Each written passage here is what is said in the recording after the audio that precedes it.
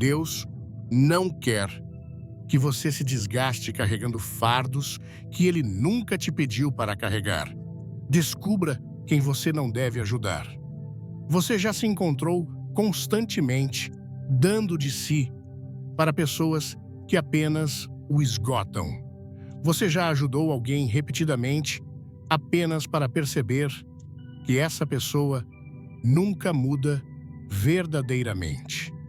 A verdade é que nem todos estão destinados a serem ajudados. A Bíblia oferece advertências claras sobre certos tipos de pessoas que devemos evitar ajudar, não por falta de amor, mas por sabedoria e obediência a Deus. Há uma linha tênue entre ser uma bênção e ser um facilitador. Se não tomarmos cuidado, podemos nos ver manipulados, usados e esgotados por aqueles que não têm verdadeiro desejo de mudar. Em Provérbios 4, versículo 7 está escrito: a sabedoria é a principal coisa. Portanto, adquire a sabedoria, e com tudo o que possuis, adquire o entendimento. Isso significa que nossa ajuda deve ser guiada pela sabedoria divina, não apenas por emoções. Nesta mensagem, exploraremos as advertências de Deus sobre os 7 tipos de pessoas que você não deve ajudar. Essas advertências não se baseiam em opiniões humanas, mas em princípios bíblicos poderosos que transformarão a maneira como você dá, serve e protege sua paz. Muitos cristãos lutam com culpa quando se trata de dizer não às pessoas. Fomos ensinados que ajudar os outros é sempre bom. Mas, e se eu te dissesse que ajudar as pessoas erradas pode, na verdade, ir contra a vontade de Deus? Algumas pessoas não estão procurando ajuda verdadeira. Elas buscam alguém para carregar seus fardos enquanto continuam em seus caminhos. Elas desejam seu esforço, mas rejeitam sua sabedoria. Até mesmo Jesus estabeleceu limites. Ele se afastou de certas pessoas, como está escrito em João 2, versículo 24. Mas Jesus não se confiava a eles porque os conhecia a todos. Ele também advertiu contra lançar pérolas aos porcos, em Mateus 7, versículo 6. Não deis aos cães o que é santo, nem lanceis aos porcos as vossas pérolas, para que não as pisem com os pés, e voltando-se, vos dilacerem. Jesus também se recusou a ser manipulado por aqueles que não estavam dispostos a mudar.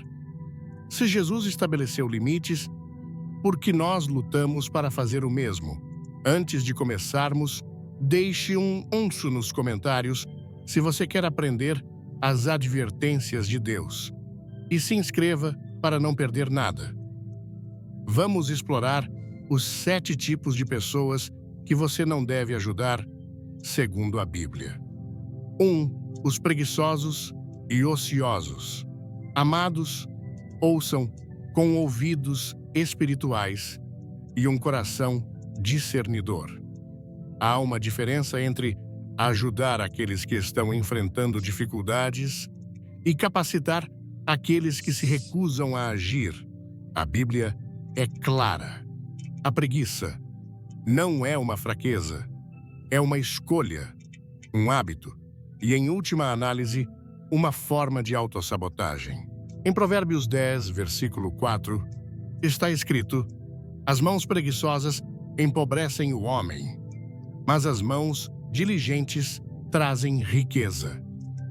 Se uma pessoa se recusa a trabalhar, a se aplicar e a assumir responsabilidade, então a pobreza que ela experimenta não é um ataque do inimigo, é resultado de sua própria negligência. O apóstolo Paulo foi firme sobre essa questão, escrevendo à igreja de Tessalônica em Tessalonicenses, 3, versículo 10. Porque quando ainda estávamos convosco, vos mandamos isto, que se alguém não quiser trabalhar, também não coma. Isso não era crueldade, mas um princípio de responsabilidade divina. Deus estruturou a vida de modo que colhemos o que plantamos. Se alguém planta nada, deve esperar colher nada. Quando resgatamos continuamente os preguiçosos, interferimos no sistema divino projetado para trazer correção. Algumas pessoas confundem ajudar com capacitar. Entendam isto quando você sustenta financeiramente uma pessoa preguiçosa. Você não a abençoa. Você a prejudica. Quando faz desculpas por ela, encobre por ela ou a tira de apuros, você a rouba da lição que poderia levá-la a mudar. Jesus mesmo ilustrou o custo da preguiça em Mateus 25, versículos 24 a 30, por meio da parábola do servo que enterrou seu talento em vez de investi-lo. Quando o Senhor retornou, ele não recompensou o medo ou as desculpas do servo. Ele o chamou de mau e preguiçoso e tirou o pouco que ele tinha. Esta é uma advertência bíblica àqueles que se recusam a agir. Eventualmente, perderão até o que têm. Há uma distinção entre aqueles que não podem trabalhar e aqueles que não querem trabalhar. Provérbios 6, versículos 9 a 11, adverte: Ó preguiçoso, até quando ficarás deitado? Quando te levantarás do teu sono, um pouco a dormir um pouco, a cochilar um pouco, a cruzar os braços para descansar, e a tua pobreza virá como um ladrão, e a tua necessidade como um homem armado. Alguns de vocês estão exaustos porque continuam tentando ajudar pessoas que se recusam a ajudar a si mesmas. Você despeja seus recursos, seu tempo e sua energia. Mas quanto mais você dá, menos elas fazem. Isso não é um fardo divino. Há um tempo para ajudar e um tempo para se afastar. Se você continua alimentando um homem que se recusa a arar seu próprio campo, você o impede de aprender a confiar em Deus. Às vezes, a coisa mais amorosa que você pode fazer é dizer: não carregarei o que Deus nunca me pediu para carregar. Você pode se perguntar: como sei se alguém é preguiçoso ou apenas está passando por uma temporada difícil? Aqui estão alguns sinais. Eles sempre têm uma desculpa para não trabalhar, mas têm muito tempo para entretenimento e distrações. Esperam que outros os sustentem, mas se recusam a fazer qualquer esforço. Têm oportunidades, mas as rejeitam. Desperdiçam constantemente recursos, dinheiro, tempo ou talentos. Só buscam ajuda em uma crise, mas nunca tomam medidas para evitar a próxima. Estabelecer limites não é crueldade. Quando o jovem rico se afastou, Jesus não correu atrás dele, como vemos em Marcos 10, versículos 17 a 22. Deus permite que as pessoas sintam o peso de suas escolhas, porque às vezes a dor é a única coisa que provoca mudança. Gostou do tema? Comente amém. E clique no sininho para receber mais mensagens que vão transformar sua vida. Se você tem capacitado a preguiça, é hora de parar. E se você tem sido preguiçoso, é hora de se arrepender. A boa notícia é que Deus dá graça àqueles que se humilham. Provérbios 13, versículo 4 diz: O preguiçoso deseja e nada consegue, mas os desejos do diligente são amplamente satisfeitos. Se você se levantar, sacudir a complacência e colocar as mãos para trabalhar, Deus abençoará o trabalho de suas mãos. Eu te desafio hoje, quem você está ajudando, que Deus te disse para deixar ir. Ore por sabedoria e discernimento, porque a verdade é que você nunca pode salvar alguém que está comprometido em permanecer preso. 2. Os ingratos. Há pessoas que tomarão seu sacrifício, amor, esforço e tempo, mas agirão como se fossem merecedores disso. A ingratidão não é apenas um mau hábito, é um sinal de um coração corrompido e a Bíblia nos adverte sobre isso. Em Lucas 17, versículos 17 e 18, Jesus cura 10 leprosos, mas apenas um retorna para agradecer. Jesus não ignora isso. Ele pergunta: não foram 10 os curados? Onde estão os outros 9? Esta é uma pergunta que devemos nos fazer. Onde estão as pessoas que receberam, mas nunca retornaram?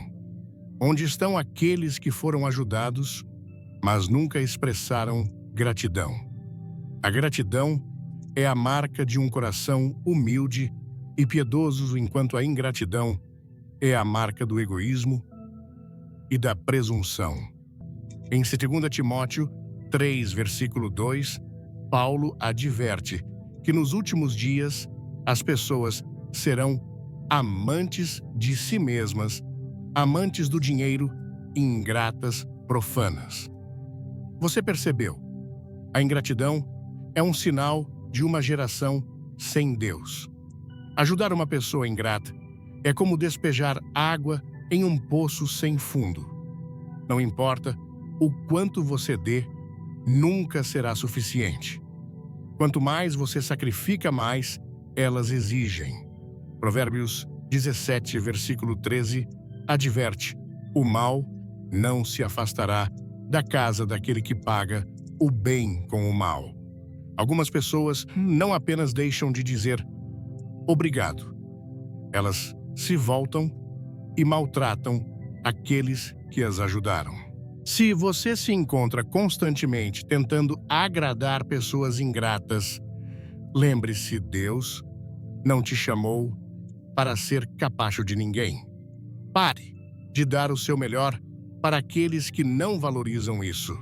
A gratidão é a chave para o aumento.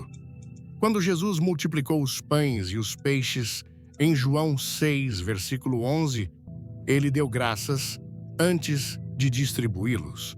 Se a gratidão abre a porta para bênçãos, a ingratidão a fecha. Não deixe que pessoas ingratas o esgotem. Proteja sua paz e obedeça à sabedoria de Deus. Portas se fecham quando a ingratidão entra. Algumas pessoas não estão presas por causa do diabo. Estão presas por causa de sua própria ingratidão. Elas não experimentam abundância porque nunca param para reconhecer as bênçãos que já receberam. Se você quer viver no favor de Deus, cultive um espírito de gratidão. E se você busca sabedoria, pare de ajudar os ingratos. Deixe-os aprender a apreciar o que têm antes que o percam. Porque aqui está a verdade. O que você se recusa a valorizar, você eventualmente perderá. Não pule o vídeo. Assista até o final para uma revelação especial e deixe um like para apoiar nossa missão. 3. Os orgulhosos e arrogantes. A Bíblia não apenas adverte contra o orgulho, ela o condena. O orgulho é perigoso, destrutivo e enganador. Provérbios 16, versículo 18, deixa claro: o orgulho precede a destruição. O espírito arrogante vem antes da queda. Algumas pessoas estão tão cheias de si mesmas que não há espaço para Deus.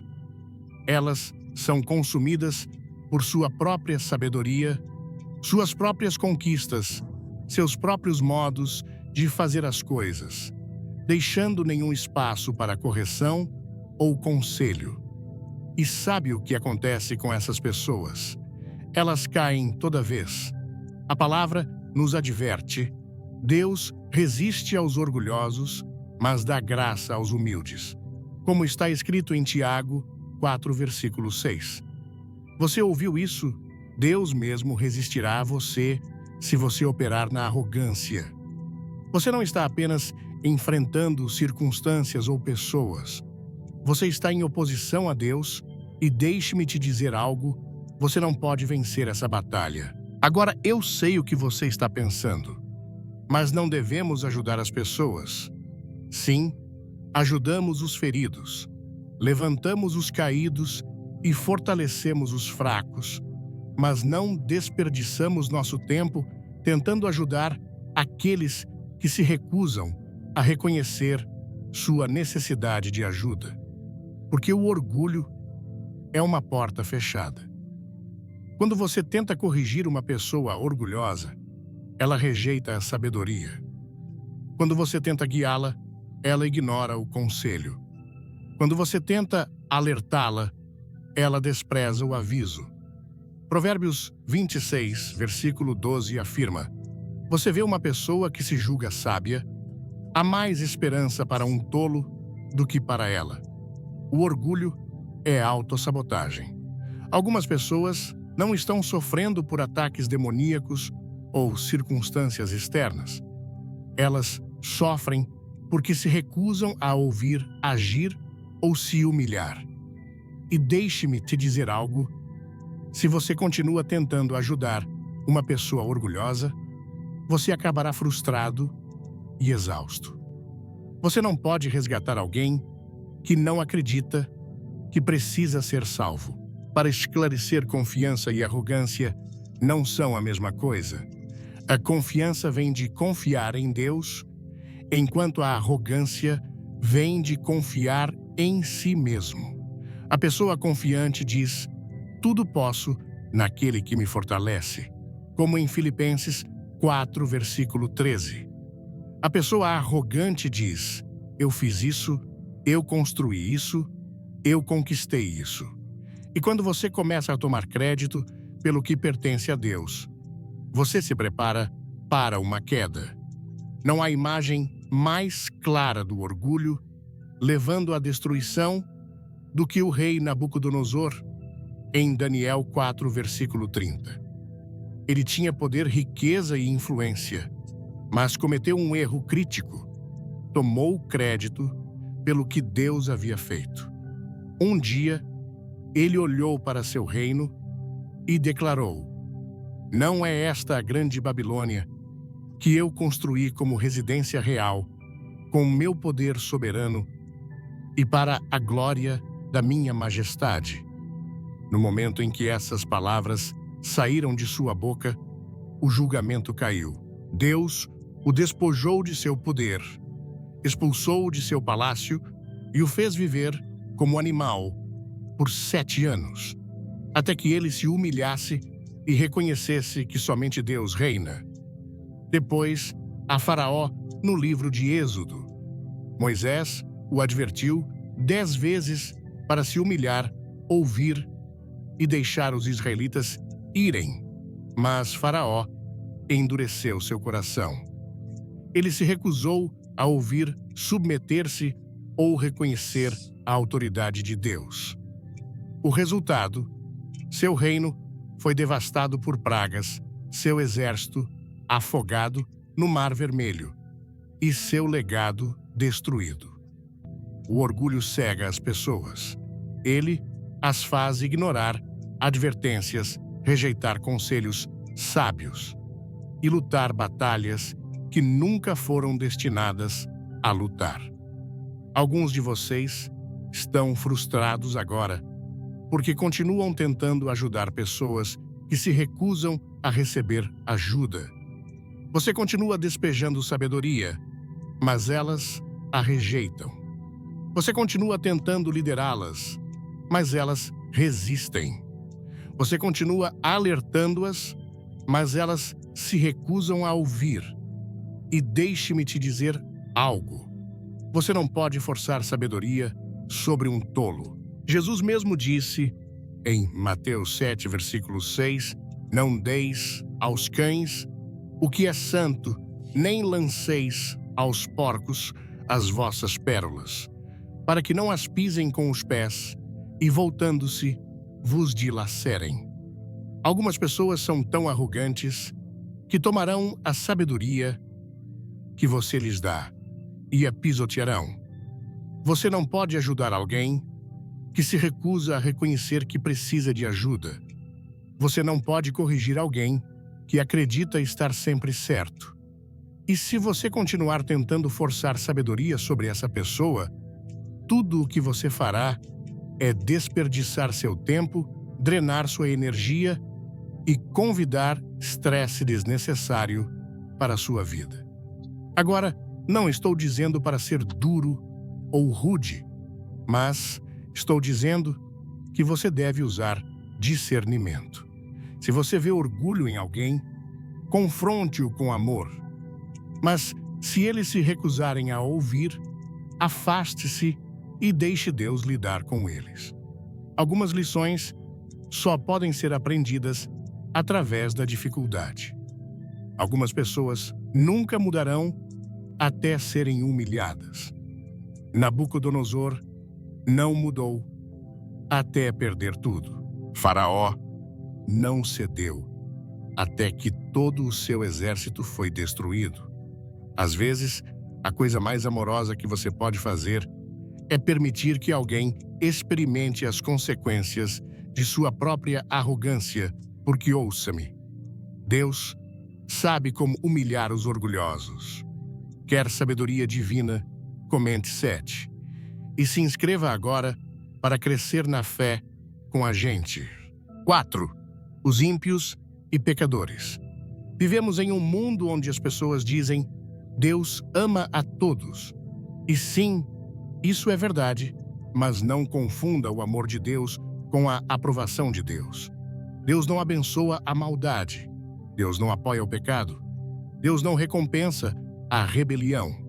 Como crentes, somos chamados a andar em sabedoria. Salmos 1, versículo 1 deixa claro: bem-aventurado o homem que não anda segundo o conselho dos ímpios.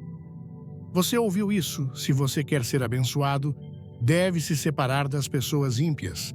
Agora, deixe-me ser claro, todos nós somos pecadores em necessidade de graça. Todos ficamos aquém. Mas há uma diferença entre um pecador que se arrepende e uma pessoa ímpia que se recusa a mudar. Há uma diferença entre alguém que luta contra o pecado e alguém que o abraça, o defende e encoraja outros a pecar. Provérbios 6, versículos 16 a 19 lista coisas que o Senhor odeia, entre elas: uma língua mentirosa, mãos que derramam sangue inocente, um coração que maquina planos ímpios, pés que se apressam para fazer o mal. Se você está tentando ajudar uma pessoa comprometida com a maldade, você está desperdiçando seu tempo. Se uma pessoa está comprometida com o pecado, sua ajuda não a mudará. Sua bondade não a quebrará. Seus sacrifícios não a suavizarão. E aqui está o verdadeiro perigo. Quando você ajuda os ímpios, você compartilha da culpa deles. Romanos 1, versículo 32, adverte: embora conheçam o justo decreto de Deus, de que os que praticam tais coisas merecem a morte, não somente as fazem, mas também aprovam aqueles que as praticam. Algumas pessoas não apenas vivem na escuridão, elas convidam outros a se juntarem a elas. Se você as apoia, capacita ou auxilia, você está participando de algo que Deus já condenou. Jezabel foi ímpia e sua queda foi trágica, como vemos em 2 Reis 9, versículos 30 a 37. Caim assassinou seu irmão Abel e foi amaldiçoado em Gênesis 4, versículos 10 a 12. Judas traiu Jesus e encontrou a destruição em Mateus 27, versículo 5. O que eles têm em comum? Foram advertidos, mas se recusaram a se arrepender. Alguns de vocês têm pessoas ímpias em suas vidas familiares, colegas de trabalho, amigos, e você se pergunta: como posso amá-los sem capacitá-los? A resposta: estabeleça limites. Fale a verdade. Não comprometa. Ame-os o suficiente para dizer a verdade, mas não apoie sua rebelião. Ore por eles sem participar de seu pecado. Ame-os sem endossar suas ações. Interceda por eles sem deixar que eles o arrastem para sua confusão. Você não é Deus. Não é seu trabalho salvá-los. Seu trabalho é defender a justiça. Algumas pessoas nunca mudarão até experimentarem as consequências de seu pecado. Sim, os tolos. Hoje a tolice não é uma falta de inteligência, é uma recusa em abraçar a sabedoria. Há pessoas no mundo que não estão sofrendo por falta de oportunidade. Não estão lutando porque ninguém tentou ajudá-las. Não, elas estão lutando porque se recusam a ouvir. A Bíblia está repleta de advertências sobre os tolos. Provérbios 13, versículo 20, nos dá uma forte palavra de cautela. Aquele que anda com os sábios será sábio, mas o companheiro dos tolos sofrerá dano. Se você mantém companhia com pessoas tolas, você sofrerá dano não porque você é tolo, mas porque está conectado a elas. Alguns de vocês continuam tentando ajudar pessoas sobre as quais Deus já te advertiu. O que é um tolo? Um tolo é alguém que ouve sabedoria, mas rejeita.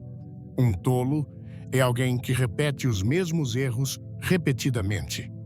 Provérbios 26, versículo 11, dá uma descrição vívida. Como o cão que torna ao seu vômito assim, é o tolo que repete a sua estultícia. Essa é uma imagem forte. Um cão comerá algo prejudicial, vomitará e depois voltará e comerá novamente. E isso é exatamente o que um tolo faz. Eles se libertam de decisões ruins, mas correm de volta para elas. Escapam de situações tóxicas, mas retornam a elas. Recebem sabedoria, mas a ignoram. Deixe-me te dizer algo. Você não pode salvar um tolo. Alguns de vocês estão frustrados porque continuam despejando sua sabedoria, seu amor, seus recursos e seu tempo em pessoas que não estão prontas para mudar. E não importa o quanto você as aconselhe, corrija ou alerte elas, continuam voltando às mesmas escolhas ruins. Um tolo vai te esgotar. Um tolo vai te exaurir. Um tolo vai te puxar para a disfunção deles. E o pior, um tolo fará você parecer o louco porque você é quem corre atrás deles tentando ajudar, enquanto eles são os que rejeitam isso todas as vezes. Antes de tudo, clique no like se você crê no poder da palavra e assista até o fim. Tem uma surpresa esperando por você. Você já tentou raciocinar com um tolo? É como discutir com uma parede. Provérbios 23, versículo 9, nos adverte: não fales aos ouvidos do tolo, porque desprezará a sabedoria das tuas palavras. Alguns de vocês continuam tentando fazer sentido de pessoas que não querem sabedoria. E deixe-me te dizer algo: um tolo não carece de conhecimento. Um tolo carece de humildade. Não é que eles não saibam o que é certo, é que eles se recusam a aceitar a correção. Aqui está a dura verdade. Quando você continua ajudando um tolo, você se torna parte do ciclo. Você se torna a pessoa a quem eles recorrem quando precisam de resgate, mas eles nunca mudarão. Tolos não são ensináveis. Eles querem ajuda, mas não querem correção. Eles querem alívio, mas não querem transformação. E se você continuar tentando salvá-los, eles drenarão sua energia, desperdiçarão seus recursos e depois te culparão quando as coisas derem errado. É por isso que a Bíblia diz, em Provérbios 14, versículo 7, afasta-te do tolo, pois não acharás conhecimento em seus lábios. Alguns de vocês precisam dar um passo atrás e deixar a vida ensinar a eles o que eles se recusam a aprender com você. Você não pode salvar um tolo. Somente Deus pode humilhá-los. 6. Os desonestos e manipuladores. Meus amigos, há algumas pessoas que você nunca deve ajudar, porque suas intenções não são puras. Essas são pessoas que não vêm até você porque precisam de ajuda. Elas vêm porque veem você como uma oportunidade. Elas vêm porque sabem que você tem um coração mole. Elas vêm porque sabem que você dará sem questionar. E deixe-me te dizer algo. A Bíblia é muito clara sobre pessoas desonestas e manipuladoras. Provérbios 12, versículo 22 diz: os lábios mentirosos são abomináveis ao Senhor, mas os que agem com fidelidade lhe são agradáveis. Deus detesta a desonestidade. Por quê? Porque a decepção não é apenas uma mentira. É uma ferramenta do inimigo. Em 2 Coríntios 11, versículo 14, somos advertidos de que o próprio Satanás se disfarça de anjo de luz. Em outras palavras, a decepção nem sempre é óbvia. Os mentirosos mais perigosos são aqueles que sabem soar sinceros. Os manipuladores mais perigosos são aqueles que sabem agir como vítimas. Uma pessoa manipuladora brincará com suas emoções para conseguir o que quer.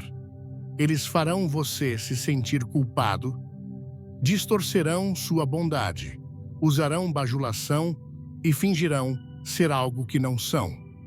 Mas deixe-me te alertar, não se deixe enganar. Provérbios 26, versículos 24 a 26 diz: o inimigo disfarça-se com suas palavras, mas no coração trama engano.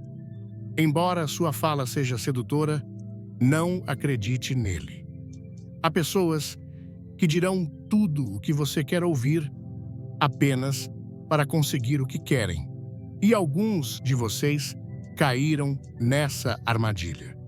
Você continua ajudando pessoas que provaram ser desonestas. Você continua dando a pessoas que nunca foram verdadeiras. E toda vez que são pegos, eles vêm com outra desculpa, outra história, outra manipulação.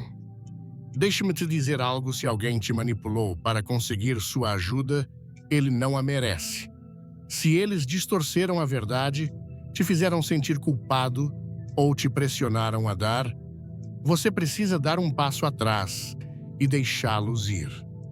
Agora, deixe-me dizer novamente, não estou dizendo que não devemos ajudar as pessoas. Estou dizendo que devemos usar discernimento. Há uma diferença entre alguém que está verdadeiramente necessitado e alguém que está jogando um jogo. 7. Os impenitentes. A Bíblia é muito clara sobre aqueles que se recusam a se arrepender. Hebreus 10, versículo 26 diz: porque se continuarmos a pecar deliberadamente, depois de termos recebido o conhecimento da verdade, já não resta sacrifício pelos pecados. Esta é uma palavra séria. É uma coisa cair em pecado, mas é completamente diferente continuar deliberadamente nele após ouvir a verdade. Se alguém se recusa a mudar, eles continuarão a usar mal sua ajuda. Você pode orar por eles, aconselhá-los, despejar sua sabedoria, seu amor e seus recursos. Mas se eles não estão prontos para se afastar do pecado, tudo o que você fizer será desperdiçado. Há pessoas que não querem ser libertas. Elas querem ser confortadas em seu pecado. Elas não querem ser corrigidas. Elas querem ser afirmadas. Elas não querem transformação. Elas querem simpatia. Mas ouça-me, você não pode libertar alguém que ama suas correntes. A Bíblia nos adverte em Provérbios 29, versículo 1. Quem permanece obstinado após muitas repreensões será subitamente destruído sem remédio. Algumas pessoas nunca mudarão até chegarem ao fundo do poço. Algumas pessoas nunca se arrependerão até serem quebradas. Algumas pessoas nunca ouvirão até perderem tudo. E se você continuar tentando resgatá-las antes que se arrependam, você está interferindo na lição que Deus está tentando ensinar a elas. O que você deve fazer? Em vez disso, ore por elas. Peça a Deus que amoleça seus corações e os leve ao arrependimento. Fale a verdade, mas não a force. Dê a elas a palavra, mas não discuta ou corra atrás delas. Estabeleça limites. Não deixe que sua rebelião te esgote emocionalmente, financeiramente ou espiritualmente. Deixe Deus lidar com elas. No sermão inspirador, Advertência de Deus, 7 tipos de pessoas que você não deve ajudar. Baseado em princípios bíblicos e no estilo poderoso de Billy Graham, somos convidados a refletir profundamente sobre como usamos nossa generosidade, tempo e energia. Como brasileiros, somos conhecidos por nosso coração caloroso e nossa disposição natural para ajudar o próximo, muitas vezes movidos por um senso de comunidade e solidariedade profundamente enraizado em nossa cultura. No entanto, essa mensagem nos desafia a equilibrar nosso amor pelo próximo, com a sabedoria divina, mostrando que nem todos estão prontos para receber nossa ajuda. A Bíblia, como um guia infalível, nos alerta sobre 7 tipos de pessoas: os preguiçosos, os ingratos, os orgulhosos, os ímpios, os tolos, os desonestos e os impenitentes, que podem drenar nossas forças e até nos afastar do propósito que Deus tem para nós. Essa reflexão não é apenas uma lição teológica, mas um chamado prático para aplicarmos discernimento em nossas vidas diárias, especialmente em um país como o Brasil, onde a fé cristã e a convivência comunitária moldam tantas de nossas escolhas. A primeira lição que ressoa profundamente é a necessidade de reconhecer a diferença entre ajudar e capacitar. No Brasil, muitas vezes, sentimos uma pressão cultural para nunca dizer não, seja por medo de parecer egoísta ou por causa da nossa herança de hospitalidade. Porém, ao ouvir as advertências bíblicas, como em Provérbios 10:4, que diz: as mãos preguiçosas empobrecem o homem, mas as mãos diligentes trazem riqueza. Percebemos que ajudar alguém que escolhe a preguiça pode, na verdade, prejudicá-lo. Isso me fez refletir sobre momentos em que, por bondade, continuei apoiando pessoas que não assumiam responsabilidade por suas vidas. Um exemplo prático: já me vi emprestando dinheiro repetidamente a um amigo que sempre prometia mudar, mas continuava desperdiçando oportunidades. A lição aqui é clara. Ao invés de resolver os problemas de alguém, precisamos, às vezes, permitir que enfrentem as consequências de suas escolhas. Como Paulo ensina em 2 Tessalonicenses 3:10. Se alguém não quiser trabalhar, também não coma.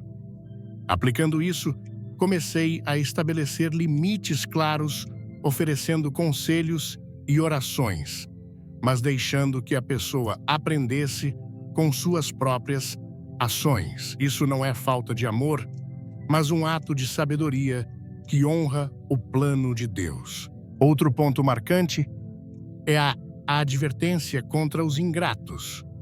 Em Lucas 17:18, quando Jesus questiona onde estavam os outros 9 leprosos que não voltaram para agradecer, somos lembrados de que a gratidão é um reflexo de um coração humilde. No Brasil, onde valorizamos gestos de reconhecimento como um abraço caloroso ou um muito obrigado sincero, a ingratidão pode ser especialmente dolorosa. Já passei por situações em que investi tempo e recursos em pessoas que nunca demonstraram apreço, e isso me deixou exausto emocionalmente. A lição prática que tirei é proteger minha paz, como a Bíblia sugere. Agora, busco investir em relacionamentos onde há reciprocidade e gratidão mútua, o que me permite manter minha energia para ajudar aqueles que realmente valorizam o apoio. Isso reflete a cultura brasileira de construir laços baseados em respeito e carinho, mas com a sabedoria de não desperdiçar bênçãos. O orgulho destacado em Provérbios 16:18, o orgulho precede a destruição. O espírito arrogante vem antes da queda. É outro alerta poderoso. No Brasil, onde a humildade é uma virtude admirada, especialmente em comunidades religiosas, ajudar alguém que se recusa a reconhecer sua necessidade de mudança pode ser frustrante. Lembro-me de tentar aconselhar um colega de trabalho que sempre rejeitava sugestões, acreditando que sabia tudo. A mensagem do sermão me ensinou que, em vez de insistir, devo orar por ele e deixar que Deus o humilhe, como fez com Nabucodonosor em Daniel 4:30. A aplicação prática é simples: confrontar com amor, mas saber quando recuar. Isso economiza energia e evita conflitos desnecessários, algo que ressoa com a busca brasileira por harmonia nas relações. A advertência contra os ímpios e pecadores, como descrito em Salmos 1:1, me fez refletir sobre a importância de não comprometer meus valores. No Brasil, onde a diversidade de crenças e estilos de vida é grande, podemos nos sentir tentados a tolerar comportamentos que vão contra a palavra de Deus por medo de parecer julgadores. Porém, Romanos 1:32 nos lembra que apoiar aqueles que promovem o pecado é compartilhar de sua culpa. Já vivi situações em que, por querer ser amigável, me envolvi com pessoas que me afastaram da minha fé. A lição prática é estabelecer limites firmes, amando sem endossar o pecado. Isso significa orar por essas pessoas, mas não participar de suas escolhas erradas, mantendo minha integridade espiritual. A tolice, como descrita em Provérbios 26:11, é um ciclo de repetição de erros que pode ser exaustivo para quem tenta ajudar. No contexto brasileiro, onde a paciência é uma virtude, muitas vezes insistimos em ajudar pessoas que rejeitam a sabedoria. Já me vi tentando salvar alguém que voltava sempre aos mesmos erros, como um vício ou decisões financeiras ruins. A mensagem do sermão me ensinou que não posso forçar a mudança. A aplicação prática é oferecer orientação, mas deixar que a pessoa enfrente as consequências, como Provérbios 14:7 sugere: afasta-te do tolo, pois não acharás conhecimento em seus lábios. Isso me libertou da culpa de não consertar todo mundo. A desonestidade e a manipulação condenadas em Provérbios 12:22 são particularmente relevantes em um país onde a confiança é a base de muitas relações. Já fui enganado por pessoas que usaram minha bondade para seus próprios interesses, me deixando com um sentimento de traição. A lição aqui é usar o discernimento para identificar intenções impuras e proteger meus recursos. Agora, antes de ajudar, observo sinais de sinceridade, como consistência nas ações e palavras, o que reflete o valor brasileiro de autenticidade. Por fim, a advertência contra os impenitentes em Hebreus 10:26 nos lembra que não podemos mudar quem ama o pecado. No Brasil, onde a fé cristã é vibrante, é comum querermos salvar todos ao nosso redor. Mas o sermão me ensinou que meu papel é orar e falar a verdade, não forçar a transformação. Já apliquei isso ao lidar com um familiar que rejeitava repetidamente conselhos para abandonar um comportamento destrutivo. Decidi orar por ele e manter distância, confiando que Deus o conduzirá ao arrependimento. Essas lições são um convite para vivermos com sabedoria, equilibrando amor e discernimento. No Brasil, onde a espiritualidade e a comunidade são tão valorizadas, aplicar essas advertências significa honrar a Deus enquanto protegemos nossa paz. Não se trata de fechar o coração, mas de direcionar nossa generosidade para onde ela produz frutos. Como brasileiros, podemos continuar sendo luz, mas com a sabedoria de não desperdiçar nossas pérolas. Amados, se essa mensagem tocou seu coração e te fez refletir sobre como usar sua generosidade com sabedoria, clique no botão de like agora mesmo para apoiar essa palavra. Compartilhe este vídeo com alguém que precisa ouvir essas advertências de Deus. Pode ser a transformação que eles estão esperando. Não esqueça de se inscrever no canal e ativar o sininho para receber mais mensagens que vão fortalecer sua fé. E nos comentários, deixe um amém ou compartilhe como você vai aplicar essas lições na sua vida. Vamos juntos crescer na sabedoria divina. Você já sentiu um vazio no peito ao acordar de repente entre 3 e 5 horas da manhã? Como se Deus estivesse sussurrando algo ao seu coração?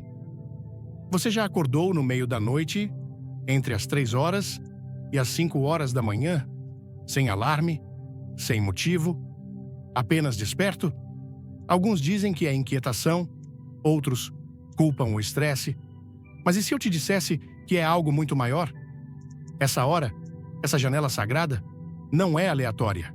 É um chamado, um sussurro divino, no silêncio da noite, um momento em que o céu e a terra parecem estar um pouco mais próximos.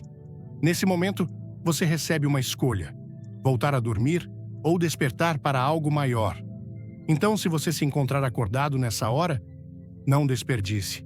Faça estas 3 coisas. Antes de começarmos, deixe um nos comentários se você acredita que Deus fala conosco na madrugada. Curta e se inscreva. E não perca o final. Há uma surpresa especial esperando por você. 1. A hora do despertar espiritual. Você já acordou no meio da noite, entre as 3 horas e as 5 horas da manhã, sem motivo algum? Seus olhos se abrem, o mundo ao seu redor está parado e uma consciência inexplicável se instala em seu espírito. Nenhum despertador o tirou do sono. Nenhum barulho repentino perturbou seu descanso. E ainda assim, lá está você, acordado na escuridão, sentindo algo profundo, algo que se agita. Alguns descartam isso como uma casualidade, uma noite inquieta, uma mente perturbada. Outros culpam o estresse, a ansiedade ou um cérebro hiperativo processando os eventos do dia. Mas e se for mais do que isso? E se acordar nessa hora não for um acidente, mas um convite? E se, no silêncio da noite, você estiver sendo chamado? Há algo sagrado nessas horas. Durante o dia, a vida é acelerada. As distrações estão por toda parte. O barulho do mundo é implacável.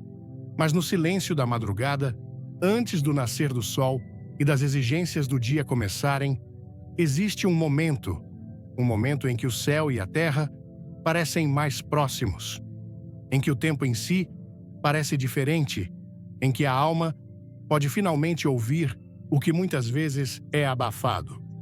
Por séculos, as pessoas reconheceram essa hora como significativa. Nas Escrituras, encontramos que foi durante as vigílias noturnas que homens e mulheres de fé clamaram em oração, buscando orientação, respostas e força. Foi na solidão desses momentos que profetas receberam visões, que revelações foram dadas, que corações foram movidos para um propósito maior. Na segunda epístola, a Timóteo, capítulo 4, versículos 3 e 4, está escrito: porque virá tempo em que não suportarão a sã doutrina, mas tendo comichão nos ouvidos, amontoarão para si doutores conforme as suas próprias concupiscências e desviarão os ouvidos da verdade, voltando às fábulas. Até hoje, em diferentes culturas e tradições, essa janela de tempo é considerada a hora do despertar espiritual, um momento em que o sobrenatural está mais ativo, a mente está mais aberta e a alma está mais receptiva aos sussurros divinos. Por que tantas pessoas despertam nesse horário? Será que algo dentro de nós anseia por ser ouvido? A mente, livre do barulho do dia, finalmente tem espaço para refletir. Os fardos carregados durante o dia se tornam mais claros à noite. Medos, dúvidas, questões, tudo o que foi suprimido começa a emergir. E nesse momento, na escuridão, temos uma escolha. A maioria das pessoas, quando acorda nessa hora, faz uma de 2 coisas. Luta para voltar a dormir ou pega o celular, rolando a tela, sem pensar, para preencher o silêncio. Mas e se, em vez de tentar escapar desse momento, você o abraçasse? E se esse despertar não for uma perturbação, mas um presente? Ei, você já sentiu um chamado às 3 horas da manhã? Comente, despertei, e se inscreva no canal. Fique até o fim, porque algo incrível te espera. Há algo nessa hora que exige atenção. É o momento em que os pensamentos são mais claros, em que o espírito é mais sensível. É nesses momentos que as pessoas de repente se lembram de coisas há muito esquecidas. Sonhos abandonados, paixões deixadas inexploradas, erros que precisam ser corrigidos. É durante essa hora que a inspiração surge, que ideias criativas emergem, que respostas aparecem do nada.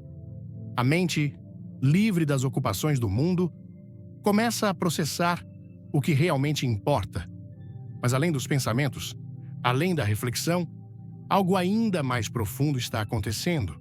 O coração fala de maneiras que não fala durante o dia. Há um impulso inegável por algo maior, uma sensação de que há mais na vida do que o que foi visto e conhecido.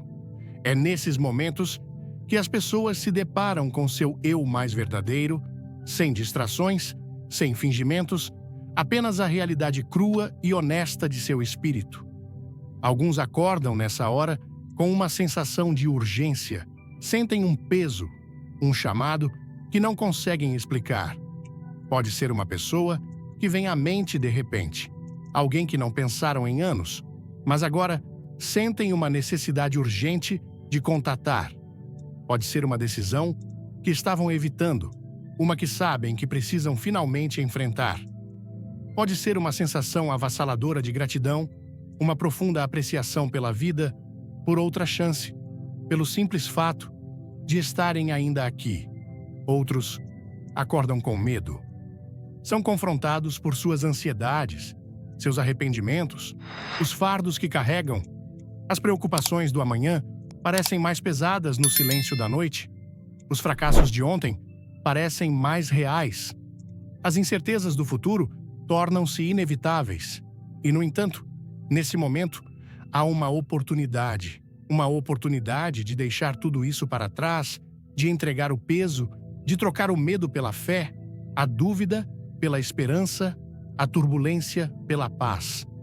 Essa hora não é apenas sobre estar fisicamente acordado, é sobre estar espiritualmente acordado. É um lembrete de que a vida é mais do que rotina, mais do que horários, mais do que a busca interminável pelo sucesso. É um lembrete de que há algo mais profundo em ação, algo invisível, porém inegável. Alguns chamam isso de intuição, outros chamam de orientação divina. Mas qualquer que seja o nome, a verdade permanece a mesma. Esse não é um momento sem significado. Ao longo da história, algumas das maiores revelações, os insights mais poderosos, os momentos mais transformadores vieram no silêncio das primeiras horas da manhã. É nesse espaço que homens e mulheres encontraram direção quando estavam perdidos. É nesse espaço que batalhas foram travadas, não com armas, mas com oração, com rendição, com uma determinação inabalável de se levantar e seguir um novo caminho. É nesse espaço que vidas foram transformadas. Então, quando você acordar, nas primeiras horas da manhã, não ignore isso, não desconsidere o chamado. Fique quieto, escute, examine seu coração. Você pode descobrir que esse momento, essa hora, não é uma coincidência, é um despertar. Se você quer descobrir o que fazer ao acordar entre 3 horas e 5 horas, deixe um like agora, comente amém e se inscreva. O final do vídeo vai te surpreender. Segundo, alinhando-se com o propósito não é algo que encontramos por acaso. Não é algo entregue a nós em uma caixinha bem embrulhada, esperando para ser aberta. Propósito é algo em que crescemos, algo que descobrimos através de provações, lutas, momentos de clareza e temporadas de dúvida. No entanto, no fundo, cada pessoa carrega uma semente de propósito, um chamado, uma razão de ser, um caminho destinado a ser trilhado. Alguns reconhecem isso cedo na vida, enquanto outros passam anos, até décadas, procurando. Alguns o abraçam sem hesitação, enquanto outros resistem, com medo do que isso pode exigir. Mas uma verdade permanece: não há realização, não há paz verdadeira, até que nos alinhemos com o propósito para o qual fomos criados. Vivemos em um mundo que constantemente nos puxa em diferentes direções, expectativas, obrigações, distrações. Cada uma é uma força tentando moldar nossas decisões, tentando ditar o curso de nossas vidas. Desde jovens, nos dizem como o sucesso deve ser, quais caminhos devemos seguir, quais sonhos são aceitáveis de perseguir, e assim, muitas pessoas passam pela vida não alinhadas com seu verdadeiro propósito, mas alinhadas com as expectativas dos outros. Elas aceitam empregos que não amam, vivem vidas que não as preenchem, perseguem coisas que as deixam vazias. Elas escalam escadas apenas para descobrir que estavam encostadas nas paredes erradas. No entanto, mesmo em meio a todo esse barulho, há uma voz suave que nunca desaparece completamente. Uma voz que sussurra em momentos de solidão, que fala através da inquietação, da insatisfação, daquela sensação inabalável de que há algo mais. É nesses momentos, quando acordamos nas primeiras horas da manhã, quando sentimos aquele puxão em nossos corações, quando reconhecemos que algo dentro de nós está desalinhado, que recebemos uma escolha: ignorar e continuar no caminho de menor resistência ou pausar, escutar e começar a buscar o caminho que fomos destinados a seguir. Alinhar-se com o propósito não é sobre seguir um roteiro perfeito e pré-escrito. É sobre entrar em acordo com as verdades mais profundas de quem somos. É sobre abandonar as falsas identidades que vestimos, as máscaras que colocamos para agradar aos outros, os papéis que desempenhamos que não refletem o chamado dentro de nós. É sobre fazer as perguntas difíceis. Por que estou aqui? Para que fui criado? O que move minha alma de uma maneira que nada mais faz? A maioria das pessoas não faz essas perguntas porque tem medo das respostas. Elas temem o que o propósito pode exigir delas, porque o propósito sempre vem com um custo. Ele exige crescimento, exige mudança, exige coragem. Antes de mergulharmos, comente: eu creio. Se sente que Deus te chama na madrugada, curta, se inscreva e veja até o final. Uma revelação poderosa está vindo. No momento em que começamos a entrar em nosso propósito, enfrentaremos resistência, dúvidas internas, oposição externa. As pessoas podem não entender. Algumas até tentarão nos desencorajar. Mas o propósito não é sobre agradar pessoas. É sobre cumprir um chamado.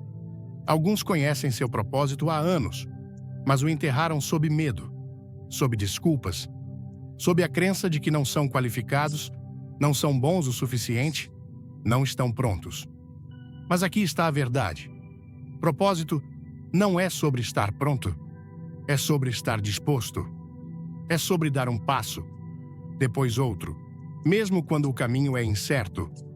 É sobre confiar que o que foi colocado dentro de nós está lá por uma razão, que os dons que recebemos foram dados para serem usados, que os sonhos que carregamos foram plantados em nós por uma razão divina. Propósito não é sempre sobre grandes gestos ou missões que mudam o mundo. Às vezes, o propósito é encontrado nas pequenas coisas, nos momentos silenciosos, nas maneiras como nos mostramos para os outros, no amor que damos, nas vidas que tocamos. Propósito é sobre alinhamento, não apenas com o que fazemos, mas com quem somos, com como vivemos, com o que defendemos. É sobre estar em harmonia com o chamado mais profundo colocado dentro de nós. Quando nos alinhamos com o nosso propósito, a vida ganha um novo significado. As lutas que enfrentamos não parecem mais sem sentido. A dor que suportamos começa a fazer sentido. Os obstáculos que superamos revelam suas lições, porque o propósito não elimina as dificuldades, mas dá significado a elas. Transforma provações em testemunhos, retrocessos em degraus, fracassos em lições que nos moldam no que sempre fomos destinados a ser. Para nos alinharmos com o propósito, devemos estar dispostos a deixar ir tudo o que não está em alinhamento. Devemos deixar ir o medo que nos segura, as vozes que nos dizem que não podemos, a necessidade de aprovação, de validação, de certeza.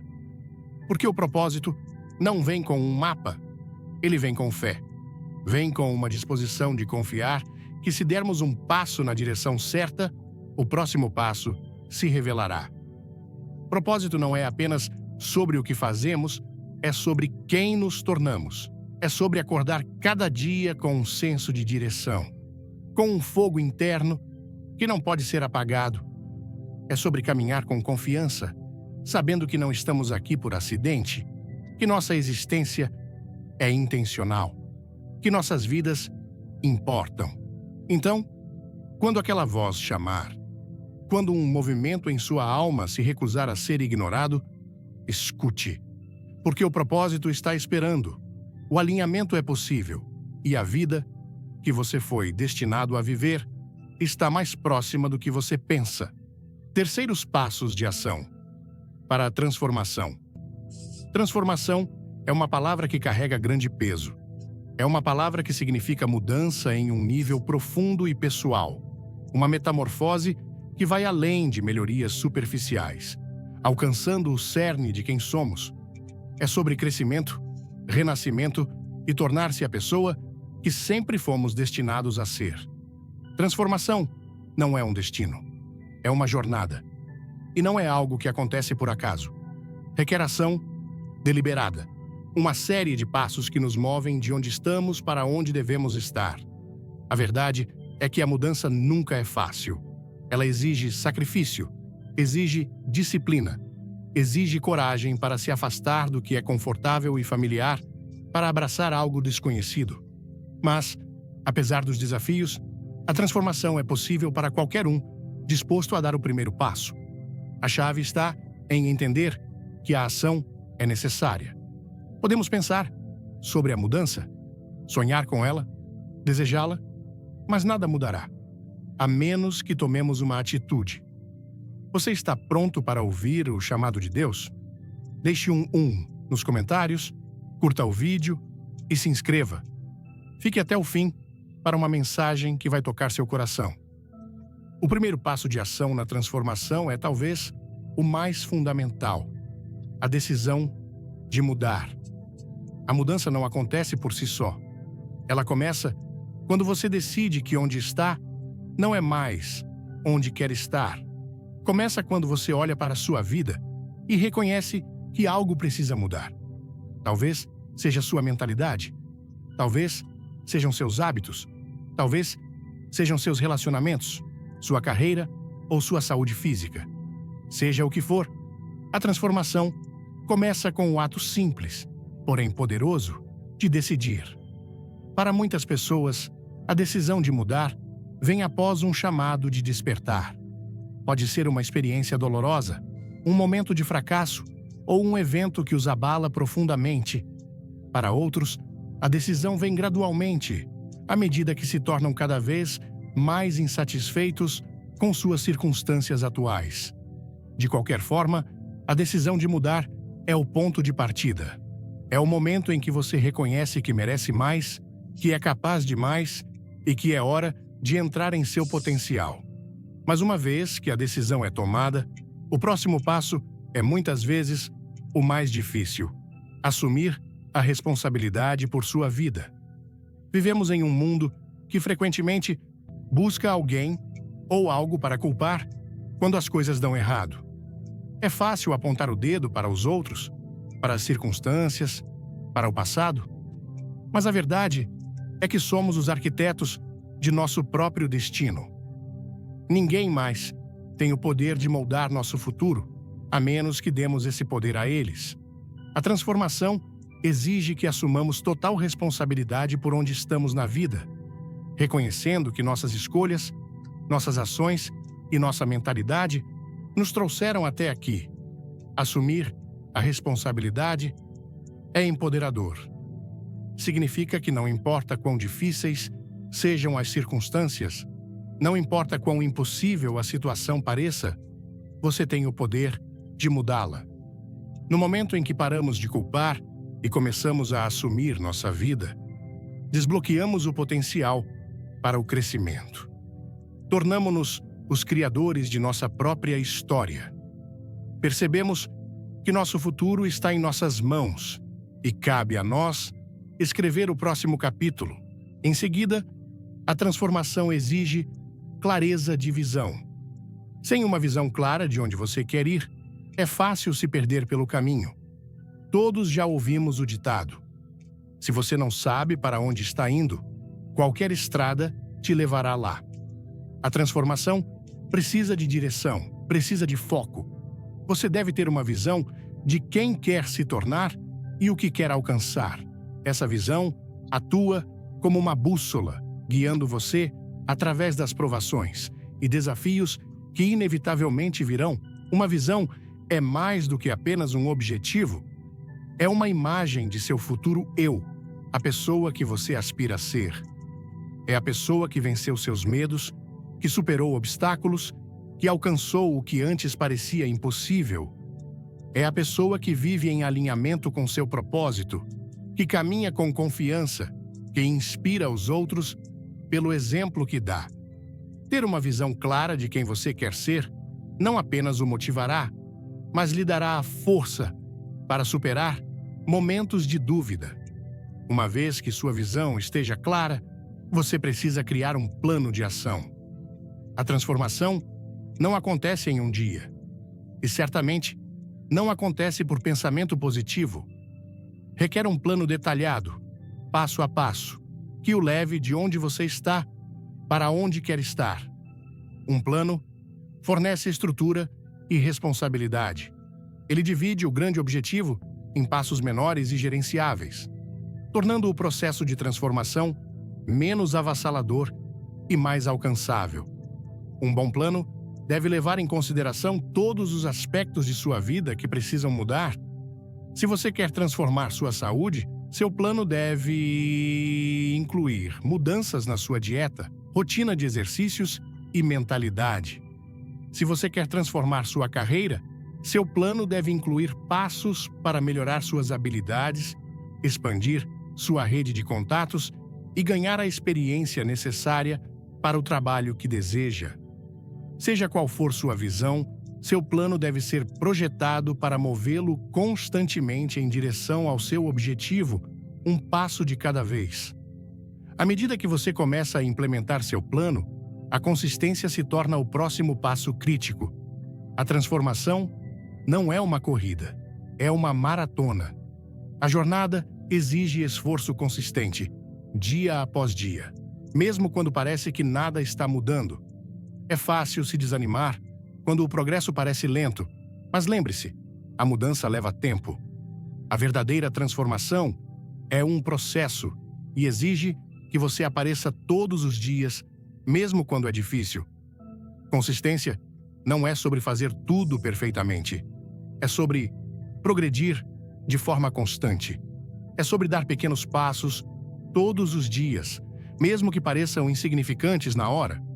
Com o tempo, esses pequenos passos se somam.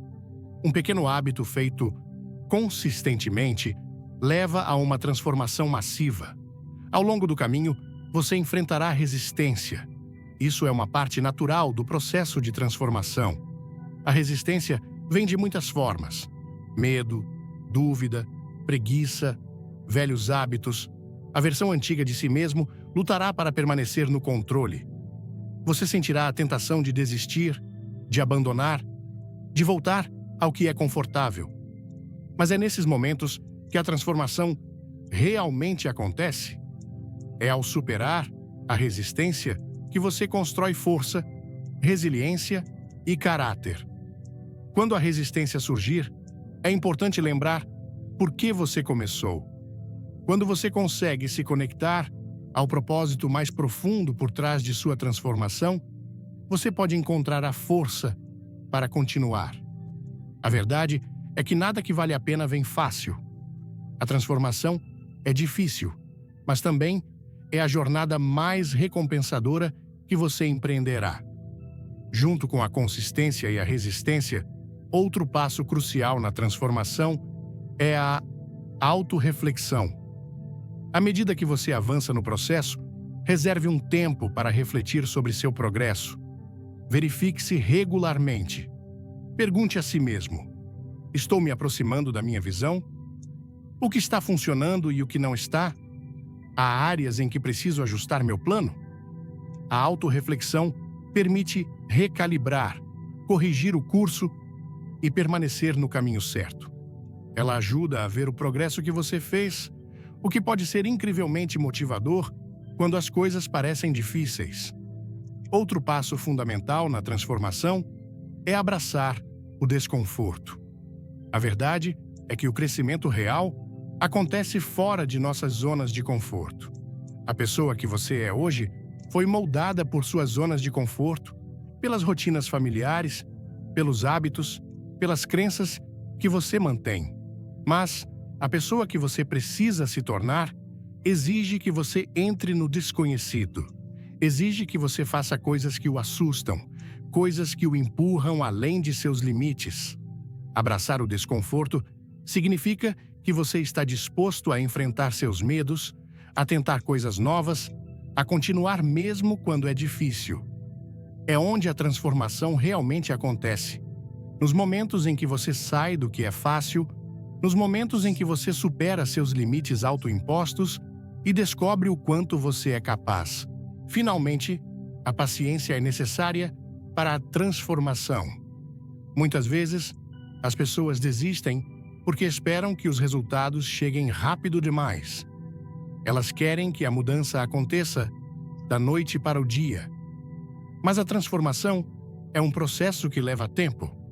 É fácil se frustrar quando o progresso não é tão rápido quanto você gostaria. Mas lembre-se, a mudança duradoura leva tempo para se solidificar. Confie no processo. Continue tomando ações, mesmo que os resultados não apareçam imediatamente. Os pequenos passos que você dá hoje levarão a grandes resultados amanhã. Acordar entre 3 horas e 5 horas da manhã, no silêncio profundo da noite, é uma experiência que muitos de nós já vivemos. Não há alarme, nenhum barulho externo, apenas uma sensação que nos tira do sono e nos deixa alertas, como se algo maior estivesse nos chamando. Inspirado pelo poderoso sermão de Billy Graham, percebi que esses momentos não são meras coincidências. Eles são um convite divino, um sussurro de Deus que nos convida a refletir, crescer e nos alinhar com o nosso propósito. No Brasil, onde a fé é um pilar da nossa cultura, esses instantes de introspecção ressoam profundamente. Eles nos conectam à nossa espiritualidade, à nossa comunidade e à esperança que pulsa em nossos corações, mesmo nas horas mais escuras. Minha primeira lição ao refletir sobre esses despertares noturnos é a importância de ouvir. Na correria do dia a dia, estamos tão imersos em compromissos, trabalho e distrações que raramente paramos para escutar o que nossa alma tem a dizer. A cultura brasileira valoriza a conexão emocional, seja na roda de samba, nas conversas com a família ou nas orações em comunidade. Quando acordo às 3 horas da manhã, agora vejo isso como uma oportunidade de ouvir não apenas a mim mesmo, mas também a Deus. Aplico isso na minha vida, reservando momentos de silêncio, mesmo durante o dia, para refletir sobre minhas escolhas e sentimentos. Por exemplo, comecei a dedicar 5 minutos todas as manhãs para meditar ou orar, buscando clareza sobre o que realmente importa. Isso me ajudou a tomar decisões mais alinhadas com meus valores, como priorizar tempo com a família em vez de me sobrecarregar com o trabalho. A segunda lição é sobre coragem para abraçar o desconforto. No sermão, Billy Graham nos lembra que os momentos de despertar espiritual, muitas vezes, trazem à tona medos, dúvidas e verdades que preferimos evitar. No Brasil, onde enfrentamos desafios diários, sejam econômicos, sociais ou pessoais, a resiliência é parte do nosso DNA. Aprendi que esses momentos de vulnerabilidade na madrugada são chances de enfrentar o que me assusta. Por exemplo, percebi que adiava decisões importantes, como mudar de carreira, por medo do fracasso. Inspirado por essa mensagem, comecei a dar pequenos passos. Fiz um curso online para desenvolver novas habilidades e conversei com mentores da minha comunidade. Aplicar isso na vida significa reconhecer que o crescimento vem quando saímos da zona de conforto, como um brasileiro que enfrenta as adversidades com garra e fé. A terceira lição é a busca por propósito. No Brasil, onde a espiritualidade e o senso de comunidade nos unem, encontrar nosso propósito é como descobrir o ritmo certo de um samba. Exige prática, paciência e sintonia. Acordar na madrugada me fez questionar: para que estou aqui? Essa pergunta, embora simples, é poderosa. Comecei a escrever um diário para registrar pensamentos que surgem nesses momentos, o que me ajudou a identificar paixões esquecidas, como o desejo de ajudar minha comunidade. Agora, participo de um grupo de voluntariado na minha igreja, onde organizamos ações para apoiar famílias carentes. Isso trouxe um senso de realização que dinheiro ou status nunca poderiam oferecer. Aplicar essa lição significa alinhar ações diárias com o que dá sentido à nossa vida, seja cuidando de quem amamos ou contribuindo para um bem maior. Além disso, percebi que esses despertares são um lembrete de gratidão. No Brasil, celebramos a vida com alegria, mesmo diante das dificuldades. Acordar às 3 horas da manhã me faz lembrar que estou vivo, que tenho outra chance de fazer a diferença. Comecei a praticar a gratidão, anotando 3 coisas boas do meu dia antes de dormir. Isso mudou minha perspectiva, ajudando-me a enfrentar desafios com mais esperança. Por exemplo, quando enfrento um dia difícil no trabalho, lembrar-me de pequenos momentos de alegria, como o sorriso de um colega ou um café compartilhado, me dá forças para continuar. Por fim, aprendi que transformação exige ação consistente. No Brasil, sabemos que nada vem fácil, seja conquistar um sonho ou superar um obstáculo. O sermão de Billy Graham reforça que não basta sentir o chamado, é preciso agir. Adotei uma rotina de pequenos passos. Reservo tempo para a oração. Leio passagens bíblicas, como a mencionada em 2 Timóteo 4:3-4, que nos alerta sobre seguir a verdade em vez de ilusões. E estabeleço metas semanais para crescer pessoalmente. Por exemplo, comprometi-me a melhorar minha saúde caminhando 30 minutos por dia, o que me trouxe mais energia e clareza mental. Essa consistência, mesmo em passos pequenos, é como construir uma casa, tijolo por tijolo. O progresso vem com o tempo. Essas lições, ouvir, abraçar o desconforto, buscar propósito, praticar gratidão e agir com consistência, transformaram minha forma de viver. Elas me ensinaram que os despertares entre 3 horas e 5 horas não são apenas momentos de insônia, mas oportunidades de conexão com Deus e comigo mesmo. Na cultura brasileira, onde a fé e a comunidade nos guiam, essas práticas ressoam como um convite para viver com mais intenção e amor. Aplico isso sendo mais presente com minha família, ajudando minha comunidade e buscando crescer espiritualmente. Cada pequeno passo me aproxima de uma vida mais plena, onde sinto que estou cumprindo o propósito que Deus colocou em meu coração. Se este vídeo tocou seu coração e te inspirou a ouvir o chamado da madrugada, deixe um like agora e compartilhe com alguém que precisa dessa mensagem. Não esqueça de se inscrever no canal e ativar o sininho para não perder nenhuma novidade. Comente abaixo, amém, ou compartilhe o que você faz quando acorda às 3 horas da manhã. Sua história pode inspirar outros. Fique até o final, porque há uma surpresa especial esperando por você, por